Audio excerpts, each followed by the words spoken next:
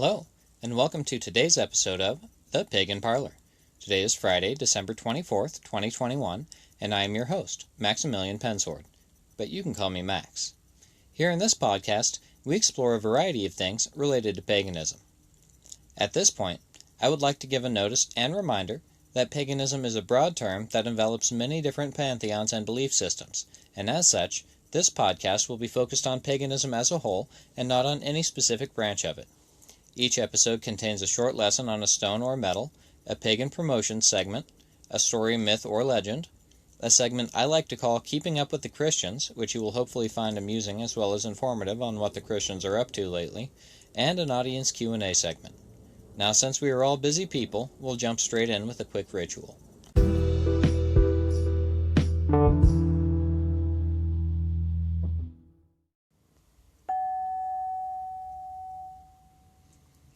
This ritual is intended to join the energies of the listeners in with the energies of the host, as well as the same in reverse, as well as some basic protections against the ill intentions of others.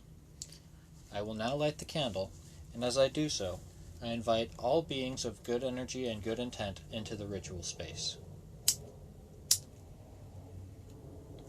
Humans and gods and goddesses alike, spirits and the fae, come and join together in good nature and to play.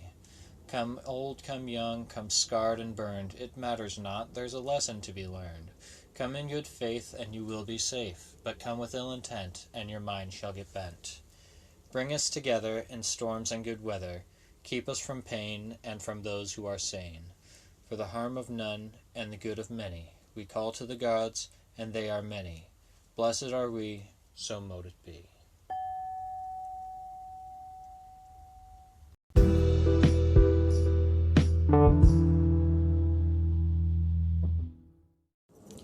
This week, the stone suggested for research by our designated stone selector, Kip, from the Sorcerer's Guild on Facebook, is Jasper.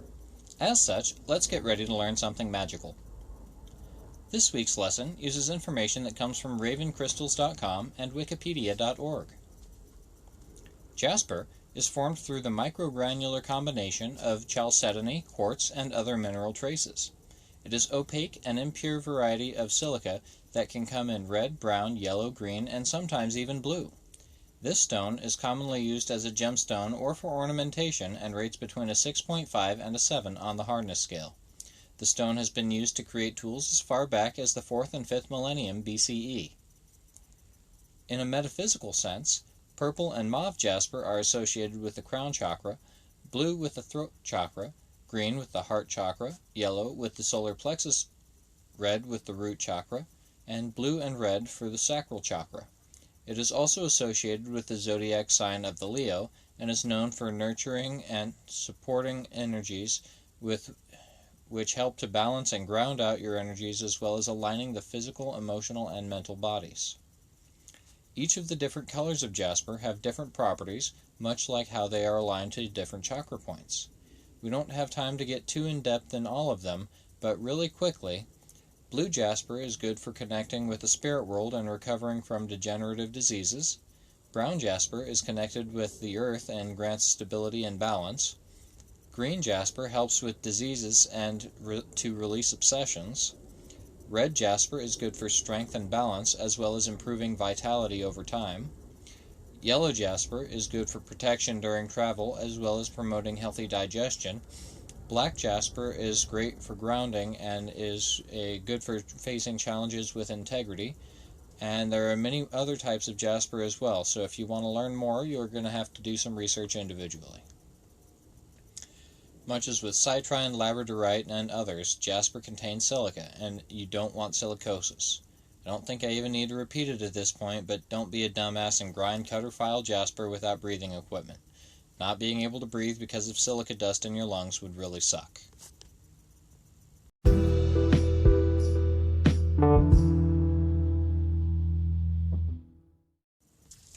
Next, we have our Pagan Promotions section. Herein, I will highlight one person of interest, celebrity, or pagan-owned business per week. Information for this week's Pagan Promotions section comes from BeliefNet.com and Wikipedia.org. This week, we are talking about a famous pagan that many of you may know from her TV series, which was named after her. Roseanne Barr. Roseanne is an American actress, comedian, writer, and producer. She started out in comedy and then became a hit alongside the sitcom that shared her name. Now, there was some controversy regarding a very racist tweet that she made back in 2018, but I think we can honestly say that none of us have never said anything that we later regretted or once we learned to be better people. That being said, good, bad, or indifferent, Roseanne is reported in an article on BeliefNet.com in the year 2000 to be a believer in the goddess of spirituality, while she may have been born into Judaism, her belief in the goddess makes her undeniably one of our own, even if she is racist and, at the least, a former supporter of Donald Trump.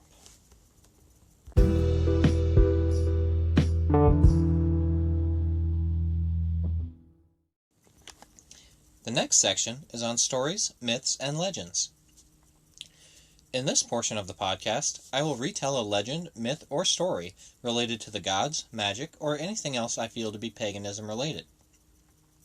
Information for today's story comes from phspirits.com and from the book titled The Book of Souls by Gilbert Yan. The story is titled Tan Mulong and comes from the Philippine tradition.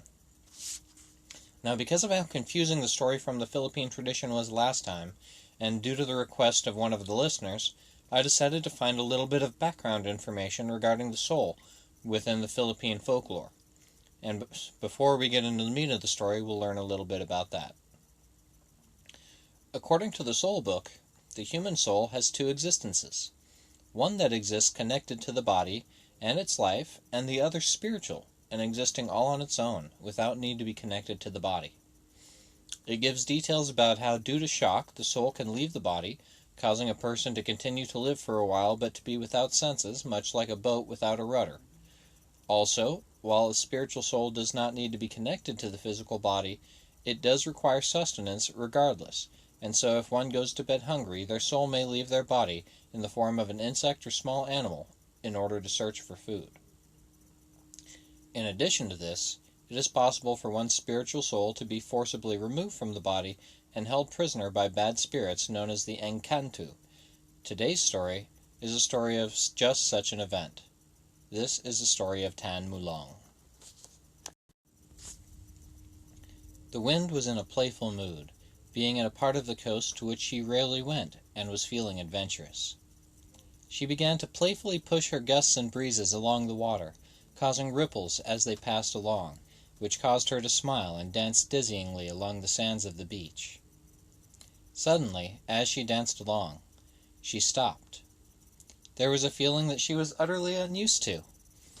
There was a place where her gusts and breezes did not reach. As such, the wind got herself together and approached a cave along the shore, which was quite unassuming. As she approached, she felt something strange. There were spirits in this cave, but there were far too many of them to be counted. Curiosity overtook her, and so she stepped inside. As soon as she did so, she was met by a cacophony of voices screaming out, "Help us! Save us! I can't find my mommy! I don't know where I am! I'm so frightened!" The voices screamed out.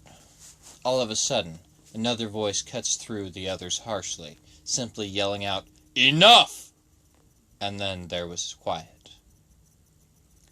The wind was now looking at what appeared to be an elderly human, but she was not fooled, seeing that he was a powerful spirit, which was made stronger by stealing the lives of others. "I hope they didn't bother you, miss," he said in greeting to her. "No, I was not bothered," responded the wind. "May I know with whom I'm speaking?" "I am Tan Mulong," he said, "and it is an honor to welcome you to my humble cave." The wind was feeling stifled, and did not wish to remain much longer. And so she said, "I am just passing through. I really must be on my way." But unfortunately, Tan Mulong said, "I really must insist," as he slipped a rope around her neck and tied it there.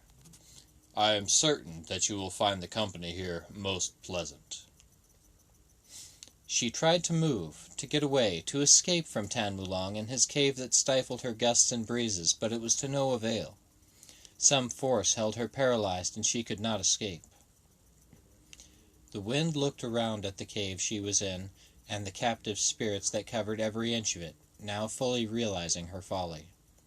She and her fellow prisoners could not help but to hear Tan Mulong's next words. "A wind spirit. That will make a great addition to my collection. I'll place you next to the Lullets." That was the story of Tan Mulong. Next week we'll have a story from the Babylonian mythos, but for now it's time to move on to the next segment.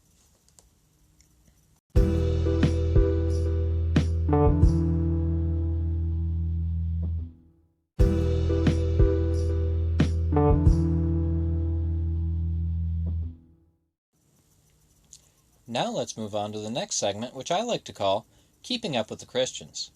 In this segment, I take a look at what the Christians are doing lately and dissect it from a non-Christian's point of view. Part of this is just a report on their goings-on, and part of it's just making fun of them, so I hope you enjoy it. This week, in Keeping Up with the Christians.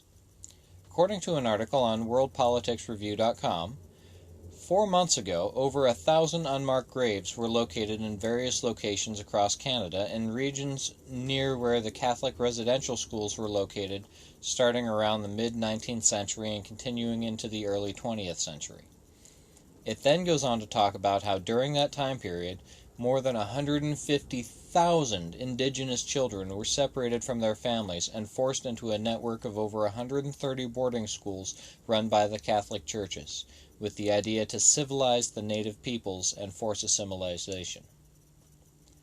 Now, in another article on cbc.ca, it is discussed how the Catholic Church promised to raise funds for the victims of this crime and their families. But then they went on to say that $30 million is as much as they will be able to raise for this cause. Meanwhile, $300 million was designated by them for the restoration of churches and cathedrals within Canada. The deadline originally given to release further details about the fundraiser was to be in November, and yet presently they are stalling and have made no progress on releasing a detailed plan, let alone beginning to raise money for the affected peoples. Now, don't get me wrong, I think that raising $30 million to help the victims of your predecessors is a great thing, except for the fact that if each of those 150,000 separated individuals or their descendants were to receive that money, it would only amount to about $200 per individual. Now, they're stating that rebuilding the churches and cathedrals is worth 10 times the amount of money that they have promised in reparations, and then they cut that check immediately while making those they had previously wronged wait, while for a quantity of money that's more a slap in the face than anything else. Signed a $300 million check immediately for restorations, but they're dilly-dallying about a $30 million check. They have basically stated that as long as 100 years passes, kidnap and genocide are only worth $200 a person, and they can take their time about paying it. And make no mistake, having an entire generation of a native people assimilate into another culture would effectively kill off the culture that was being forced to assimilate. Genocide is not always killing people by the millions, although it seems that they have killed people at least by the thousands here. In other news, an article on VaticanNews.va states that a bishop in Northern Ireland is upset because of the rejection of an abortion bill that would have made it illegal for women to get an abortion solely on the basis of the child having a disability that is not life-threatening, such as Down syndrome. Now, you have all heard my opinion on abortion access before. There is no good time to take control of the bodies of others, and making access to a needed medical procedure illegal is only going to cause people to die from black market medical treatments. More specifically to this, the argument that they are making is that this type of abortion is discriminatory against individuals with disabilities by making their lives less valuable than able-bodied persons. This is absolutely stupid. Once an individual is born, they have every right to live whether they have a disability or not. That being said, the concept that it's discriminatory against those that do not want others to struggle and suffer as they do is laughable. That's like saying we should encourage people to amputate limbs in order to not discriminate against amputees by trying to keep all of our other limbs in good working order.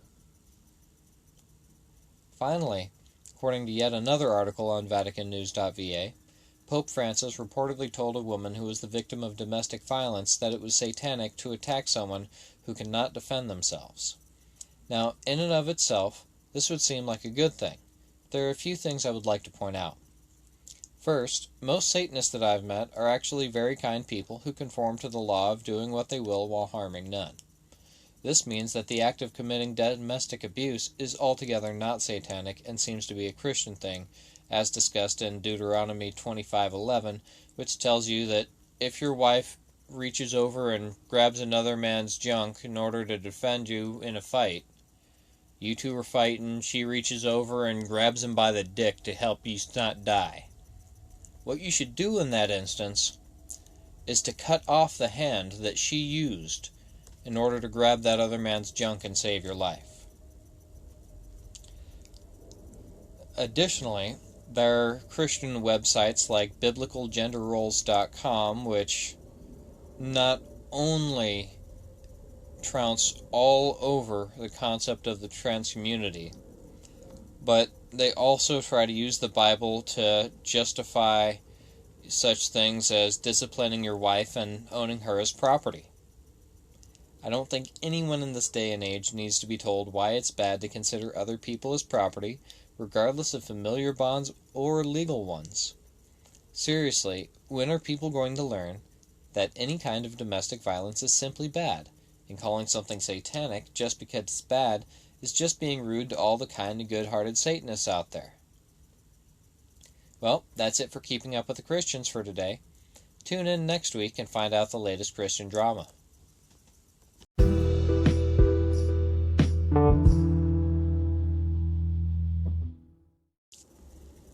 Now it's time for audience Q&A. This week, I didn't receive any questions to be answered on the podcast.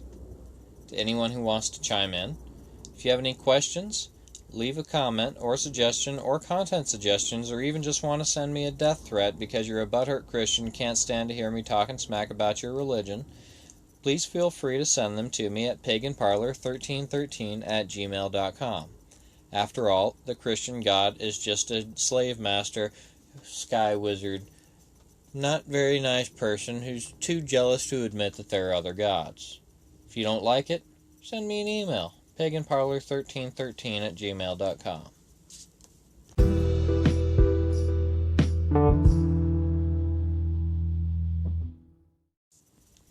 That's all I have for today. Links to the podcast will be posted in the Sorcerers Guild and Pagan Daily News groups on Facebook, thanks to gracious permissions from group admins in both groups.